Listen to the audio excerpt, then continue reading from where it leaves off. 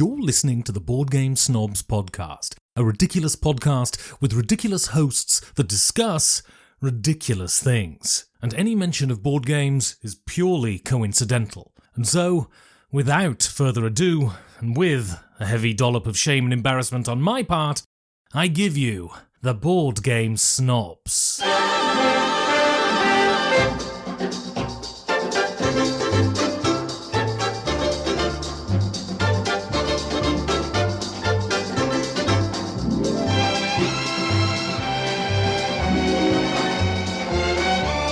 And go. This is Jerry.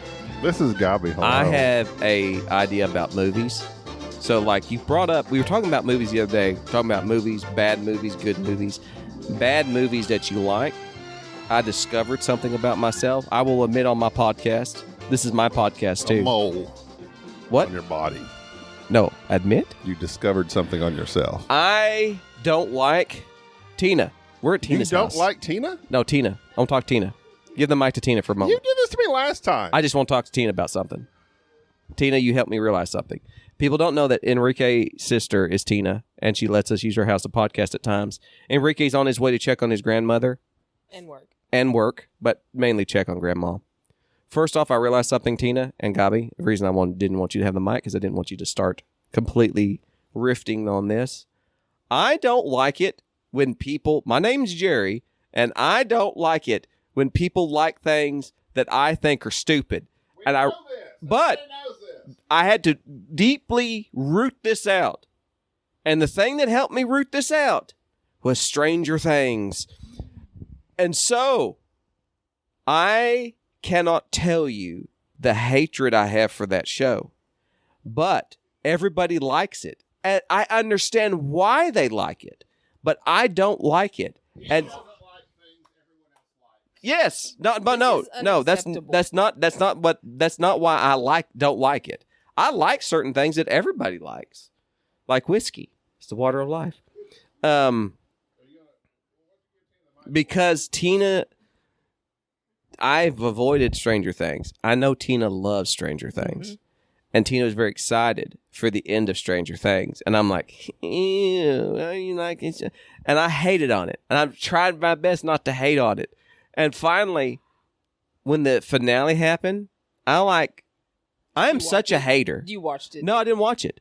I'm such a hater that I watched somebody else tweet about it live so that I could go, ooh, it's so stupid. Oh, it's burning. I hope everybody that does it, I hope everybody likes it, hates it. And I realized about halfway through, this is stupid. Why am I like this? And I realized it's because I value certain things, and for some reason I've connected that with this type of entertainment, and I go, if you like this, if you like something I don't like, then it must not be that that I like it.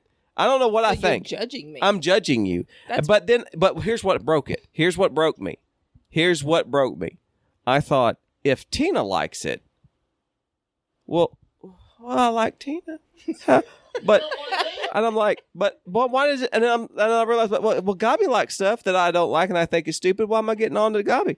But I'm like, and I sat there and I had this moral crisis. It burnt me up. It burnt me up inside to realize, okay, people can like something and it be okay with me, and I don't have to like it, and I can think it's stupid, but I still want to understand why they like it. And I just realized that's my problem. And so when people now go, I like this thing, because Gabi does this all the time. And getting back to Gabi will be like, I don't know, I just like it. I have to now go, that's just the stupid thing that I need to accept. Why does that have to be stupid? It's not, it doesn't. That's what I'm saying. It's stupid to me, but it's not stupid to you. And so I just have to go, you know what? I don't understand some things, and I'm not part of it. I don't have that. Is that it? You want to be part of it? No, I don't want to be part of it. I don't want to be part of it. And so that's my thing. It's very interesting seeing Tina on the show and Enrique's other sister sitting here knitting or crocheting. Are you crocheting? I'm crocheting. You're crocheting the heck out of that. Is that mine? Why do you want it? What is it? It's going to turn into a poncho. I want a poncho so bad. We were just talking about ponchos literally the other day. Yeah. I want that poncho so much. You want it? Yes. If it turns out well, you can. I don't have care it. what it turns out.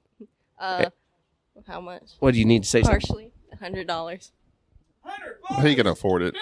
He's a healthcare hero. I am not a healthcare hero. So Tina, can you explain why you like Stranger Things? I don't care. Can you? I don't care anymore. I think it's No, he because does. it brought us together as a family. There you go. That's all you need to And know. it's just That's all you nice need to know. Get together and talk about all of these different theories. It's fun. It's a Just fun like time. you do with board games. You know what? And Yeah, like, exactly. Maybe I don't understand all the board games.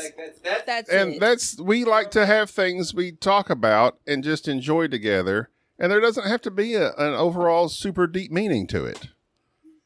We just do. I agree. Now, Okay. Also, there are plenty of other things, Stranger Things. not Stranger Things, but plenty of other things that we need to get to. Now, you did show up late, and I want to say I'm very sorry for showing up late. it's fine. Hey, get the mic back from Tina. It's fine. I don't like girls. I just. Oh yeah. And, Call back. That's Stranger Things. I'm sorry. What'd you say? Interrupted you. That's I was going to say. So while you're working on yourself, I was working on myself.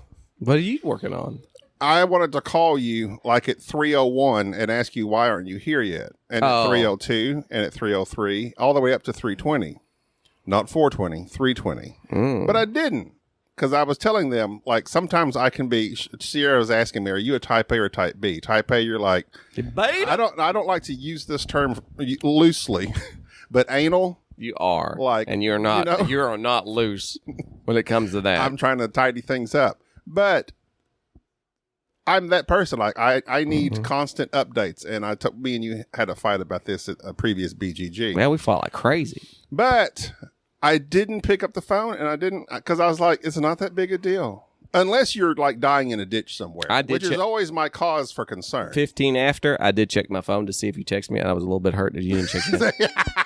Because it's like, I'm typically on time. Does he not realize that now this is odd? That's what I thought. But I was proud of you. I tried very hard not to. I'm very proud. And because I was like, it's not a life and death situation here. But here's the thing. I picked up my phone to text you to say, I'm going to run late. I'm running late. And the fact that I didn't text you to say, hey, I'm running late, because I felt bad because like I'm irresponsible for being like, I am running late. But then I saw that you hadn't sent me your anal text of being like, where are you? Oh my God, are you dead? And I thought, well, she just doesn't love me anymore. So I'm not going to text him. But see, that's the type of stupid stuff that should go through people's mind that you don't need to go through. It doesn't matter. I'm here a little bit late. Who cares? I'm not dead. And if I was dead, as long as we're able to make up for the time. Here's what happened. Here's why it's going to eat into our pickleball time. Here's what happened to me. With my father, when I was 16 years old, he said, listen, you can come home whenever you want to. I just need you up for work. Just let me know before 10 o'clock. I go to bed at 10. If you don't call me, let me know where you're at by 10. I'm just going to assume you're dead. And he says, and my mom was all freaking out about this. And he says, listen, if he's dead in a ditch, why knowing at 10:15 does it matter? We'll find out in the morning. And I just remember thinking, you're right. Get a good night's sleep. But it's the not knowing. Well, but here's the thing. You know. You always know. Well, that's why. But it's like people. No, people with missing children. Phrase made no sense right now. I know I said it. I said it so confidently. And now Tina's looking at me like, what do you mean? People with missing children. Just made that up. They want to know, even if they're dead. Wow, you they're went dead. Dark. That's what happened to Will. There's always hope when you don't know. But it's like you said, deep down, you kind of know. So let me just know. That way I can move on. So next time at 3:01, I will text you. Will never moved on. Anyways, speaking of stuff along that lines. Are you going to discuss the email? No, guess who? We're going to talk about that email in a second. Okay. I want to talk about movies from the 80s because that made me think of Stranger Things. Speaking of old stuff real quick, though, on the way here, do you know who's going to be playing at the Grant Choctaw Casino on April 24th? Give me a second. I saw it. You're not going to like it. I thought to myself, this person, and I was in a rage, and I forgot already. Okay, I'm gonna. Can I sing it to you? Sing it. Honey, why you calling me so late? It's kind of hard to talk right now. Hinder. You remember kidding Hinder, me. Tina? I remember Hinder. They had some. Okay, here's an even worse admission Why are on you my looking? part. You're so young. You're like, who's Hinder? Here's an even worse admission on my part. I loved that song when I it did came too. out. I'm not gonna lie. I'm not beyond it. I won't lie When to it you. came out, I was like, oh yeah, play it again. Play it like again. Now listen, we But all now like Nickelback. it's just like too. Nickelback We all and like Creed, and Nickelback. everybody looks back and retro hates on stuff. I had to stop not retro hating, actively hating Imagine Dragons. Why did I get that in my head? They're a good band. They're all right. They They're have a all lot- right. They have stuff that I enjoy. They play music. I'm like, who is this? That's a good song. Imagine Dragons. I'm like, no, it's not. That doesn't sound like As them. Tina is playing this for her younger sister, that album cover, wildly inappropriate. Oh yeah. That's why I couldn't have that CD. That Or maybe I did. Do you remember? You remember Blink 182? I love Blink-182. Adam? And they also had a album cover that young men usually appreciate. I appreciated a lot of album covers. That's something that's not. Let's have an album appreciation. I'll tell you one that got me the other day. I'm going through my Spotify. Will you just pour that and stop holding it? That's my bottle you just drank from. Evan. It says Evan Williams. They ain't got your name on it. I'm going through album covers on Spotify. Guess who popped up? The person who I extremely dislike, country singer. Dwight Yoakam. Feels like I love Dwight Yoakam. You shut up. I was listening to just- Dwight Yoakam just now. And you know my love for Dwight Yoakam. I'm talking about a woman because you know I don't like Shania girls. Twain. Shania Twain. Shania Twain. She's a highly attractive woman, or was back in the day. She still is. With the what's that called? Disclaimer for her age. I haven't seen her recently. Have you? Yes. Look her up. Pull her up. Sadly, well now as we're going to start talking about women's appearances, especially. Rate them, Tina. We were watching some TV shows. Actually, it was Tina and Sierra and I and Enrique and my wife and Sade. My wife. And Gretchen Wilson was playing music. Remember Gretchen Wilson? I do remember Gretchen Wilson. Actively remember her. She is. She's gotten older. Yeah, she has. And she could say the same about me if she saw me as well. Yeah, you have. We all have. if you As think of, about it. we're gotten older right now. I'm going to get to my 80s movies that you derailed me from. The 80s, you could create movies about things. Ooh, Shania Twain has gone downhill. She's 50-something years old, probably. No, she's more than that. How old's she right there? How old's Shania? She's an attractive lady. I wouldn't say that. That was a lot Come of. on. There's a lot of work there. Well, I don't appreciate it. Age gracefully is what I say. let's age shame. She's at least 64. Oh, I was close. See? It's close. Now, okay, here's the problem. You have Jennifer Lopez, who is like ageless, Indeed. and I'll never. that's just That's an unfair her. bar. I'll never forgive her for that Fiat commercial. That's an unfair I bar. will to never set. believe that she thinks that number one, she drives a Fiat, and that I'm just Jenny from the block. You don't drive a Fiat, you drive a Mercedes. You don't drive nothing. People drive you, J-Lo. Is Fiat like a bad car? It's just a little bitty car. Is it a cheap car? I know what it is. Is it a cheap car? I wouldn't say it's cheap, not here, but overseas, it's just a thing. It's like a Volkswagen. So speaking of 80s movies, Why does Kaya never sit down? It makes me nervous. it's how she comforts herself is by standing. She likes to leer over people. I love it. I train her to be that way. So I have a game we're going to play. Everybody can play said game. Right now? We can play it, but it's going to be in connection with the movie thing I need to talk about. 80s Okay. movies. So we talked about bad movies that we liked. So like Predator, Badlands. See what I did there? Hard merge. That was a good movie, though. It was a Disney-fied version of Predator. It's a good movie. It was okay. It was not good. I'm getting pedantic on you. Being like, it's not good. It's all right. It was. You your enjoyed opinion. it. You enjoyed it. I did. I wouldn't say it's objectively a good movie. I'm trying. That's because This you is day think- one. You think your opinion This is is- the objective be-all, end-all of opinions. It's And day. it's Listen, not. don't fight with me. I'm I don't not. want to fight with you. Okay, I want I'm to not. love you for Okay. who you are, and I need you to love me for You know who what? I am. I'm loving the vibes you're Okay. giving me right now. I'm trying to grow. But why don't they make Predator movies like they would back in the 80s? I've just put the Predator into these various situations. For instance, I couldn't help but notice that We're Not Wizards is their Game of the Year episode. I didn't listen to their Game of the Year episode. I would say that my Game of the Year spoiler alert, would probably be Nemesis Retaliation. Because I would like to be like a Nemesis game, like Nemesis, where it's in Vietnam and you're getting hunted by a predator. That would be cool. I'm going to make that game. That could work. RIP, trademark pending. So a predator in Vietnam, they already kind of did that already. Well, why don't you just keep putting the predator into various situations? For instance, This have Arnold in all of them as well. this movie would make $1 billion. But Predator, $1 billion. How to Catch a Predator, So far. Catch a Predator, The Predator, have an episode, follow me with this, where Chris Hansen has predator people. Remember when he catches the predator? Uh-huh. But because the predators are coming here, the predators are like, the actual alien predators like, this is where we need to be to hunt these people. All right, picture And this. he kills them while they're bringing in their bottles and while they're chains coming in, and you, pizzas. you have various actors playing the quote-unquote, the people showing up. The So predators. You have like Newman from Seinfeld, Dwayne Knight. The Is that his name? pedophiles. That guy. Don't say that. Pedophiles. Pedophiles. Thank you. R.I.P. You have Newman. You have like Rainn Wilson. You got all these weird looking actors. Steve Buscemi. They're playing the pedophiles. They show up, and then the actual predator shows up, and then they have to like. So you're not rooting for them because they're bad people, but Chris Hansen's there too, and so they're fighting the predator with predators. Predator versus predator. That show would make $1 billion because it would be a 80s show that's kind of comical. But I'm rooting for the predator either way. Either way. You win. Either way. You win. That would be cool. That would be a neat, like gag movie that they used to make. Remember like Hot Shots that you love? I love Hot Shots. Parodies, they call them. Parodies. I All don't know those. that gags. But here's another one. You put the predator in various areas that don't make sense, but they do make sense when you think about it. 7-Eleven. Predator, you ready for Trying this? to get a slushy out of the machine. Are you ready? But his claws are too big and it's bothering him. You need to not. And he's getting enraged. You've ruined my flow. Okay. Nursing homes.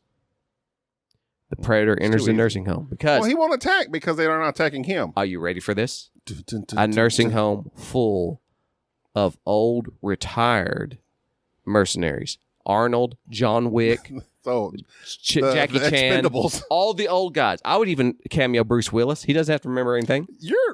All those guys. I'm not against this. And they but fight. You're touching me a lot this today. It's the Evan Williams. And it's just unusual. Trying to help you. It's unusual. And so at the end, if anybody wants to make this movie, make it. I'll just give me some credit at the end. Expendables versus Predator. The Predator kills everybody, even retired John Wick, even all the old 80s. No, he kills John Wick.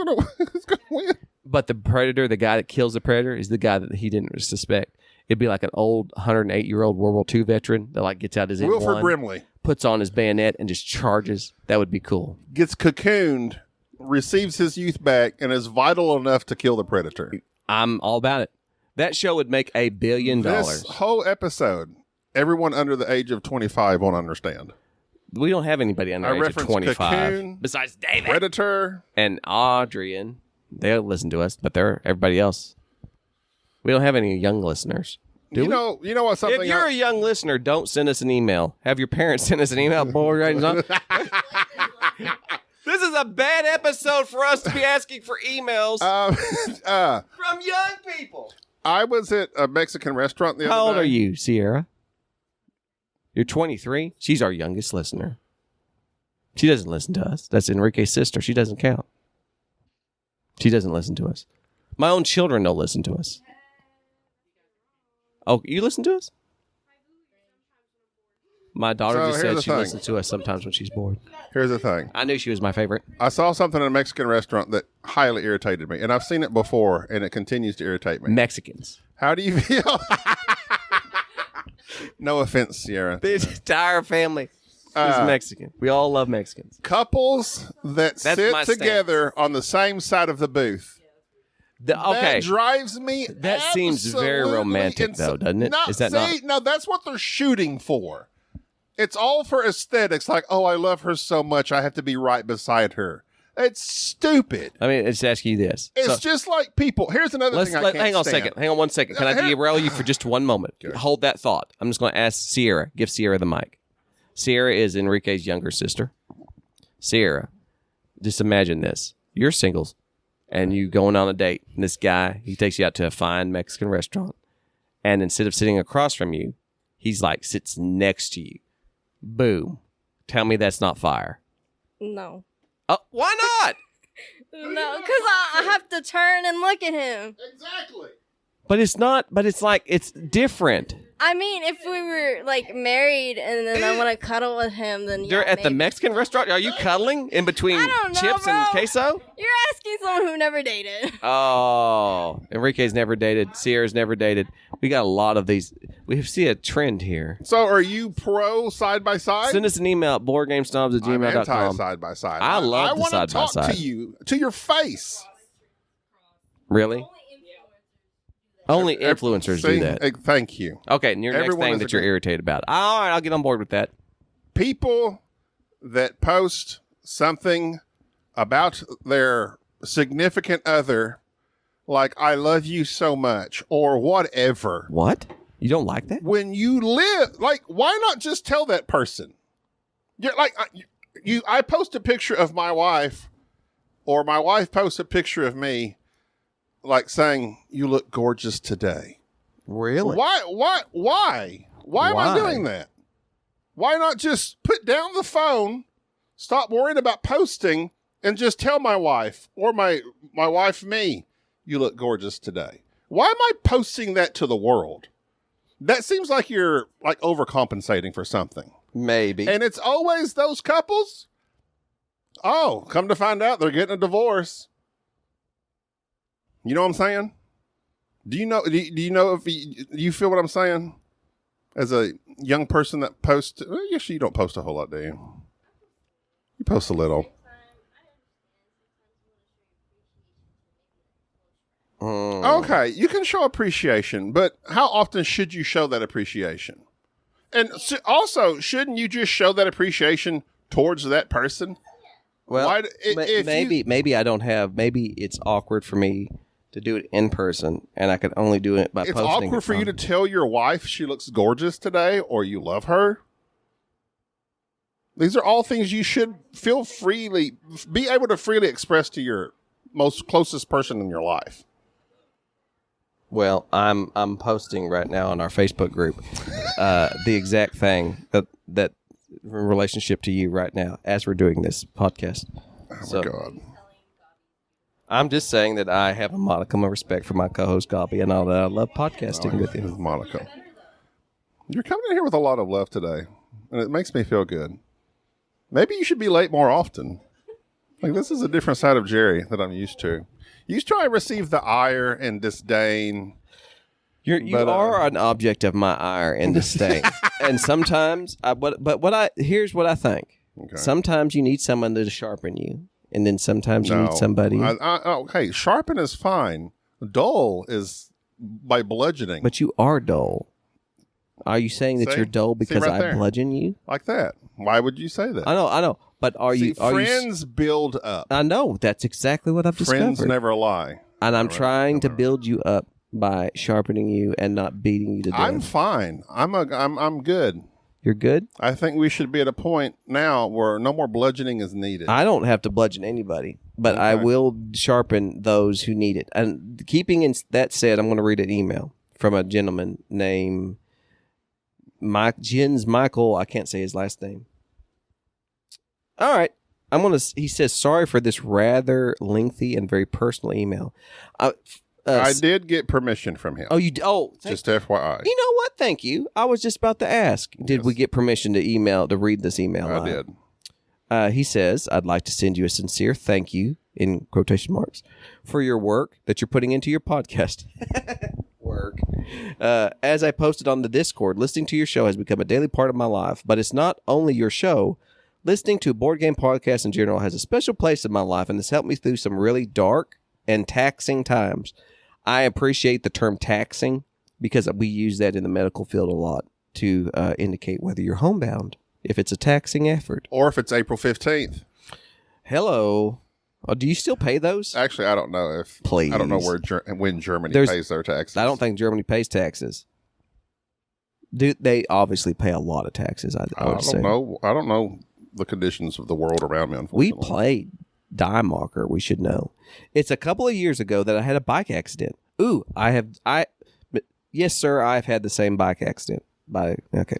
Driving home from work, I slammed full speed into the door of a taxi that suddenly opened. You think he meant bicycle or like? No, I bet he had a bike accident. I think he meant like a bicycle, because that's how you would be riding a bike. Oh. I imagined in Germany they have a lot of bikes. I don't know if they have a lot of motorcycles in Ben Germany. Maddox rides his bike everywhere. He does. Have you seen his calves? I have. That's why he's my favorite podcaster of board games. Fortunately, I was wearing a helmet. Good for you, Michael. Jen Michael Vincent. Jen Michael Vincent. That's not his. That's his name. Did you get Airwolf lifted out of there? That's a very American reference. Fortunately, he's wearing a helmet. Nonetheless, I was diagnosed with a whiplash and a cranial cerebral trauma that caused me some real cognitive and sensory trouble for more than a year. Now I feel bad for making Now, jokes. whiplash is debilitating. Whiplash used to be a thing in the 90s that we always advertised on TV here because we were suing people right and left for whiplash. But whiplash is hard to diagnose. I got whiplash in a wreck. I know you got thrown from a vehicle. No, I never got thrown from a vehicle. But you got in a vehicle that rolled. Yeah. R.I.P. And I got rear-ended as well. R.I.P. In a vehicle wreck. I had a sudden memory lapse and suffered from sensory overload in everyday situations like going to the grocery store. In those situations, I lost my orientation and didn't know where or why I was there. It felt like my brain was shrinking to the size of a raisin. I understand that as I've gotten older, but I too have some mild brain damage. Just very mild. I think we all have some mild brain damage to some degree. I've been hit in the head numerous times. It's caused me to be... But I can't. Okay, I'm making this about me. This is about Jen Michael. It was that time that I started listening to the podcast about board games, and they helped me tremendously. I guess it's due to the fact that I'm not an English native speaker, so I had to actively focus on listening in order to understand what the hosts were talking about. I became a fan of Ben Maddox. I did not know that he mentioned Ben Maddox in this email. Forgot. Ben Maddox, 5 Games for Doomsday, and his show that helped me through these days and weeks. Playing board games with my wife and our son helped me a lot to relearn how to concentrate and how to make fruitful plans again. Eventually, my brain got better and better, and today, most of the time, everything's fine again. Jen Michael writes better than most English people. Well, what I like is that he said fruitful plans. I love fruitful plans. I make plans a lot of times. They're not really that fruitful. What's your favorite fruit? Well, my question is, when he says fruitful plans, does he mean like plans that come to fruition? Yeah. Or plans that are like actually about doing something important? I think that my interpretation would be if I make fruitful plans, they're plans that are going to be very good for me if they're accomplished. So, unfortunately, destiny hit us again. 3 years ago, shortly before her 10th birthday, my daughter was diagnosed with a rare cancer in her sacral bone. She went through a full year of chemotherapy, and due to the tumor's location inside her bone, it couldn't be resected and had to go through 7 weeks of proton-based radiotherapy, for which she had to leave Berlin and go to Dresden. I spent nearly a year with her in the hospital and tried to help her the best through this time full of fear and pain.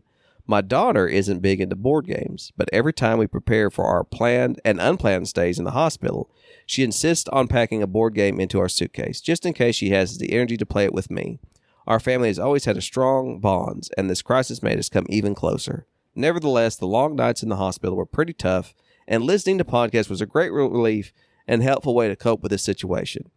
Fast forward to present day. My daughter finished her therapy with a really good prognosis, and to this day, everything's looking pretty good. In the meantime, I discovered Sporadically Bored and Board Game Barrage and added them to my playlist, and I think it was in one of Dan's and Mike's episodes that I discovered you guys. Man, that was really nice, I thought to myself, and it would give me a break from Ben's voice. So I tuned into one of the shows only to be greeted by Ben's voice during your intro.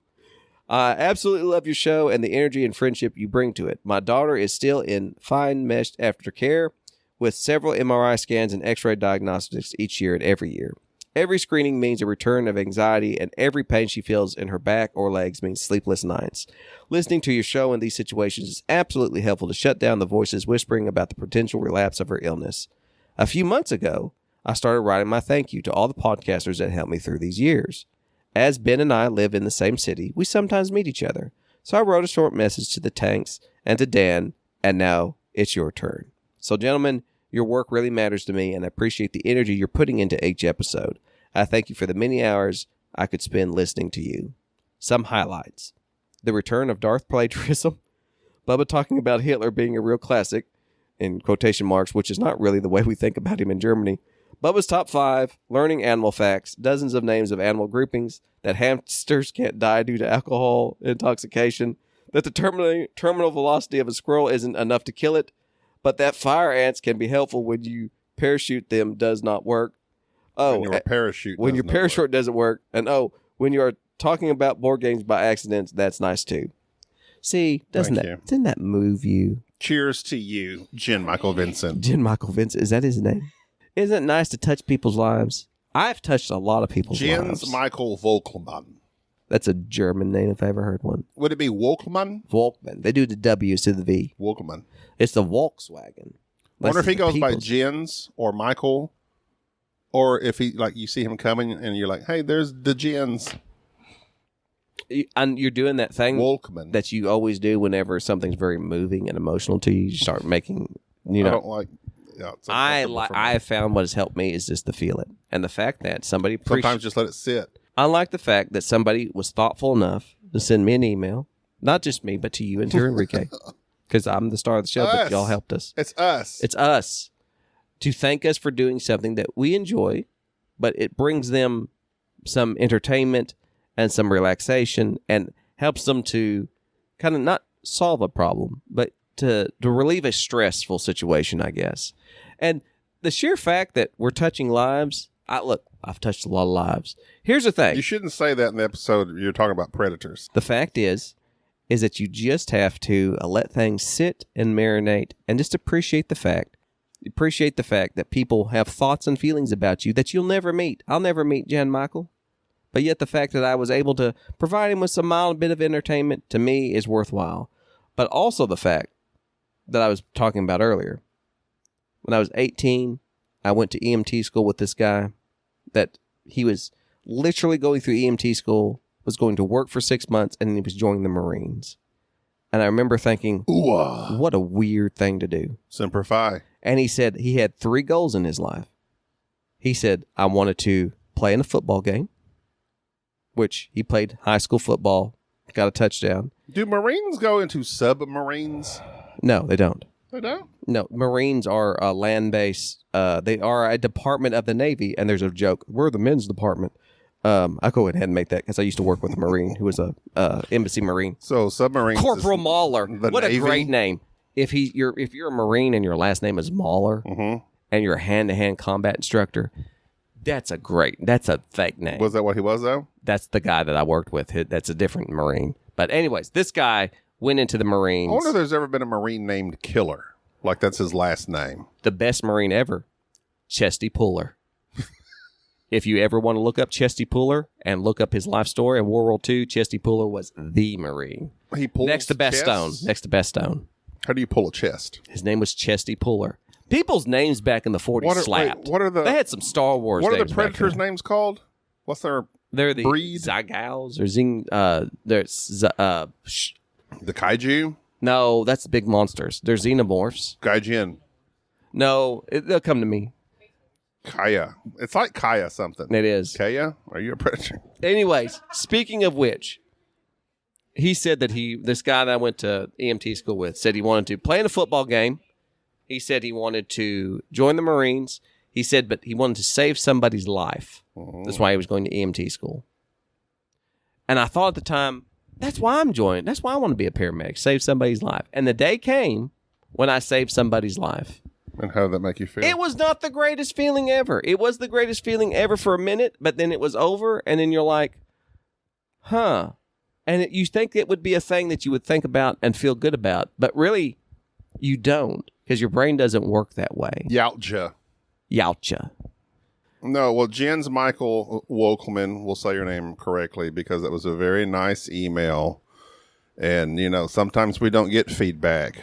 It reminded me that I need to send some letters out to people. I need to send handwritten, some emails. And I do need with a quill pen dipped in ink. I do. I have that. Do you not have one of those? Do you not have a fountain pen? I do have a fountain pen, and I find them, it's irritating. It is. Ink gets everywhere. It does. But I like the idea about it. I do. I like it. If you write me a letter, I freak out.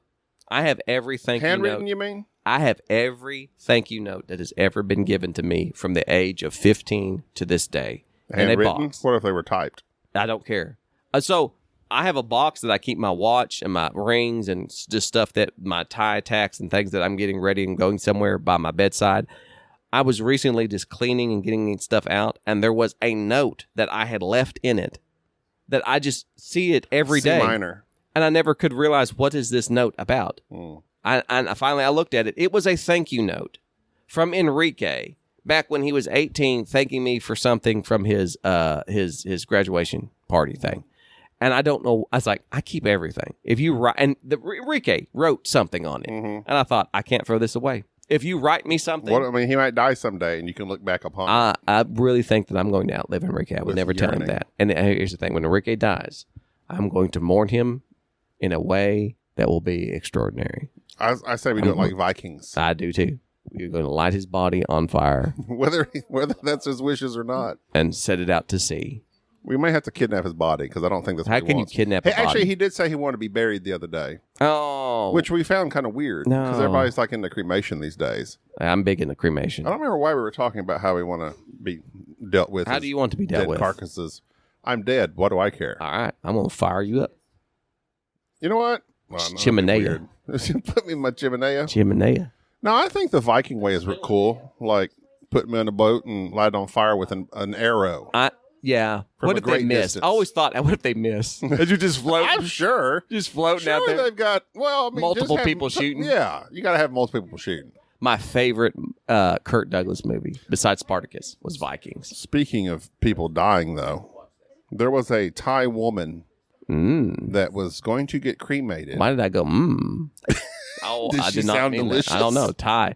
I thought when you said Thai, I just thought about Taiwanese food and microchips. She was found And the pending invasions. alive in a coffin, brought in for cremation. Nice.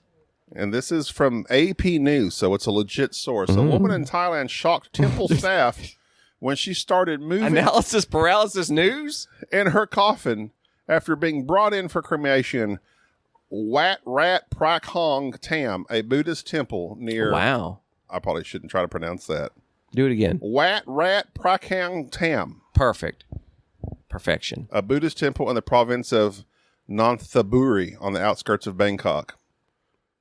No jokes needed. Payrat Sudthup, the temple's general and financial affairs manager, told the Associated Press on Monday the 65-year-old woman's brother drove her from the province of Phitsanulok to be cremated. Wow. He said they heard a faint knock coming from the coffin. I was a bit surprised. It seems like an understatement. I was a bit surprised. Knock, You were- knock, no, knocking wait. on heaven's This door. concerns me. Were you not completely surprised? Does this happen more than... I was a bit surprised. I was quite amused. This is not the first time. I was a bit... So I asked them to open the coffin, and everyone was startled. Yeah, I would be too. He said, I saw her opening her eyes slightly and knocking on the side of the coffin. She must have been knocking for quite some time.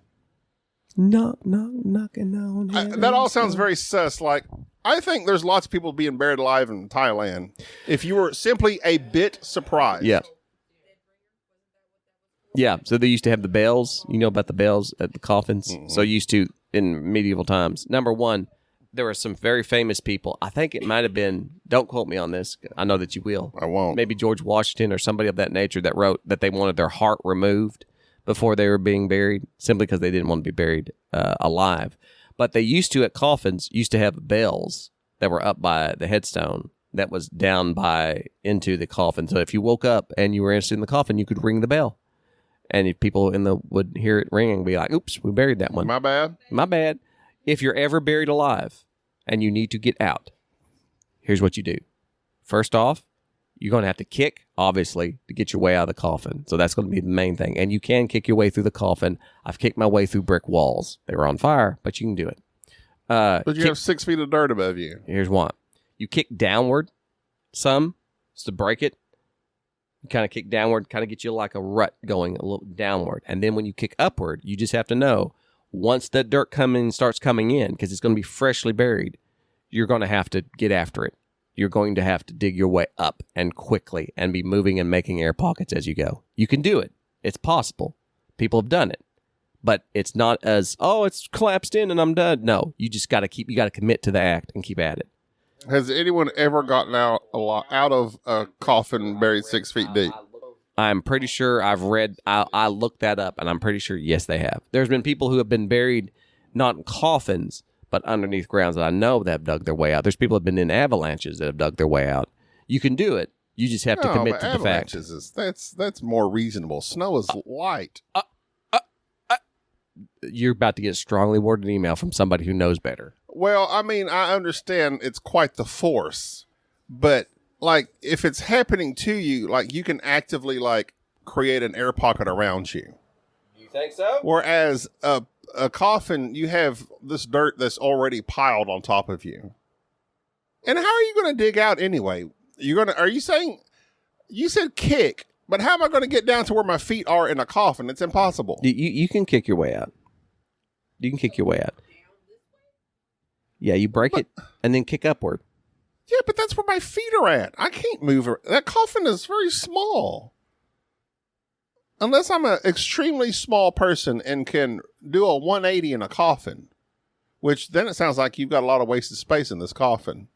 They could have buried some more people in there and saved some money. An econo coffin.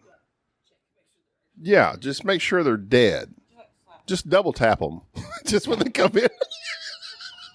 Just make Good thing that you ruined this very passionate, thoughtful episode that we were having. Well, no, we've already thanked Michael Wolkman for his, and we wish your daughter all the best and hope her continued good health. And I didn't know most German people, I guess, also speak English to some degree. I think it would be weird listening to English. First off, I don't speak a second language. I would love to learn another language, but I've tried several times and I just realized I'm not smart enough. I don't have that linguistic side of my brain active enough. Anyways, this is going to end this episode because we have things to do, people to see. I'm Gabi. This is Jerry. Bye-bye. Thank you for tolerating this episode of the Board Game Snobs. Stay classy.